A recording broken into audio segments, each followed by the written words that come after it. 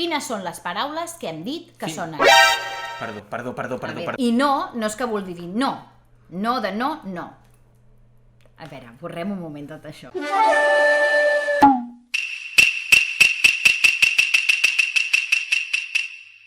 Yokoso! Nosaltres som a Aventura per Japó. Avui ja us avancem que el que anem a fer és un experiment. Pot sortir bé o pot ser un desastre, però nosaltres ho intentarem amb la millor de les nostres intencions. En el temps que portem estudiant japonès, ens hem adonat que hi ha paraules que, tot i que no s'escriuen igual ni volen dir el mateix, fonèticament tenen el mateix so que en català, és a dir, que es pronuncien pràcticament igual. Per tant, ens ha semblat interessant obrir aquesta petita secció que l'anomenarem Kotoba Casolà. Kotoba seria una paraula japonesa que voldria dir precisament això, paraula o paraules, i casolà, doncs, casolà, perquè és de casa, tot té sentit. Així doncs, no ens allarguem més i deixaré de fer coses estranyes amb les mans i anem a la caça de les paraules. Paraigües? Que plou? Caça, de caçar. Ah, caça de caçar. Clar, què és caça, si no? És paraigües en japonès. Ah, bueno, mira, si vas al riu, potser et mulles, per tant, potser necessites un. Ara vols caçar dracs? Com que un drac? Un riu, no riu. Ah, drac, riu. Per això, el drac de Sant Jordi seria Sant Jordi no riu. Com que no? Que sí, Sant Jordi no riu és el drac de Sant Jordi. No, que en japonès, quan dius no, és que estàs donant propietat a un substantiu. Ara ho entenc, i llavors, per això hi ha en Mugiwara no Luffy. Luffy, el del barret de palla. Exacte. Ja està! Ja està! Això sona igual que en català. Quan dius, ja està!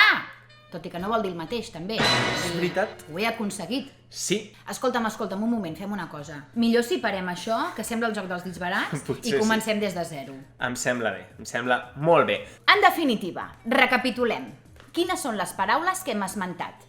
I es pronuncien igual en japonès i en català. Anem per la primera. Caça.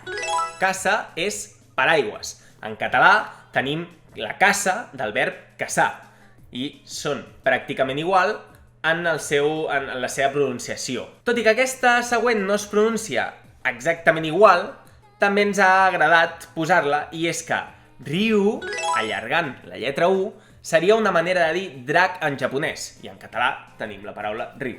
La següent paraula és no.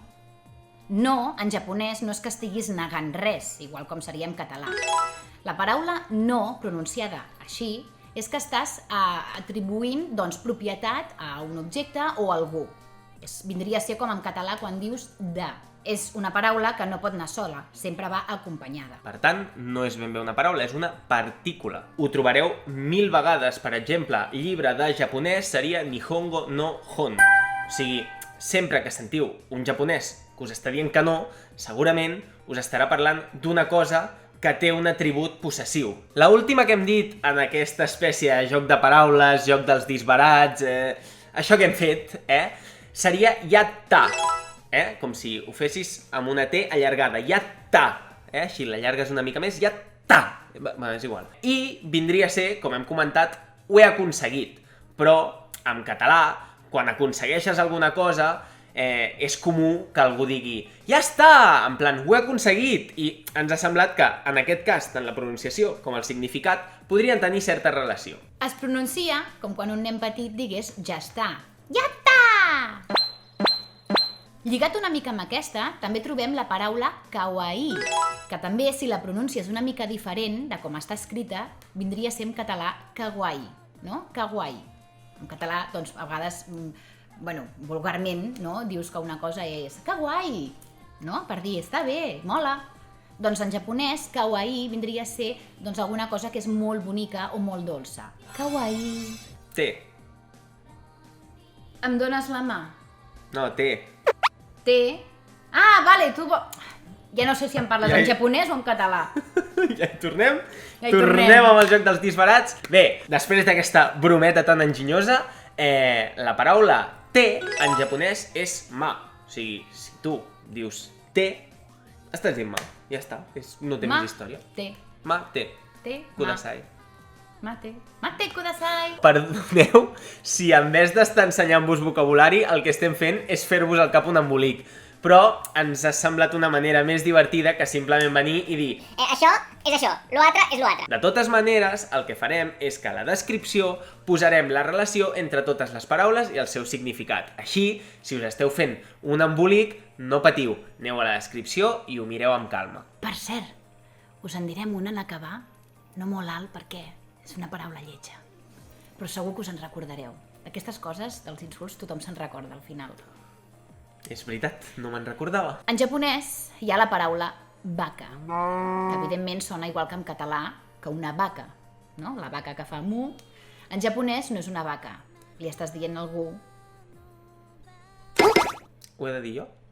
tonto. No sé si això de fer-m'ho dir a mi és una indirecta o què, però sí, la paraula vaca és tonto en japonès. Per tant, no li digueu, sobretot a cap japonès, vaca. Tampoc li digueu a cap català que és una vaca, perquè també es poden enfadar, però d'una altra manera diferent. Segur que d'aquesta us en recordeu, eh? De les altres no, però d'aquesta sí. Llavors, em falta alguna més? Doncs sí, per acabar, m'agradaria dir-vos què. Què, eh? Què? Perdó, no sé què m'està passant avui, no sé què m'està passant. Quan diem que, en japonès, amb la E tancada, seria amb l'accent tancat, no obert, estem dient cabell, o pèl, o ploma. A més, com molts sabreu, si voleu dir en japonès què, com a tal, no cabell, sinó què, de què, la paraula és... Esperem que us hagi agradat el vídeo i bé, aquest experiment que hem pogut fer, la veritat és que ens ho hem passat molt bé escrivint-ho i també anem aprenent diferents paraules i posar-ho aquí per vosaltres ens agrada. Esperem, com sempre, els vostres comentaris i suggerències que els escriviu a sota del vídeo. Recordeu que ens podeu seguir a les xarxes socials, al Facebook, al Twitter, a l'Instagram. De la mateixa manera, també podeu donar-li el botonet d'aquí sota del like i així sabrem que tenim el vostre consentiment per seguir fent experiments. Com sempre, moltíssimes gràcies i ens veiem al pròxim vídeo de Aventura per Japó!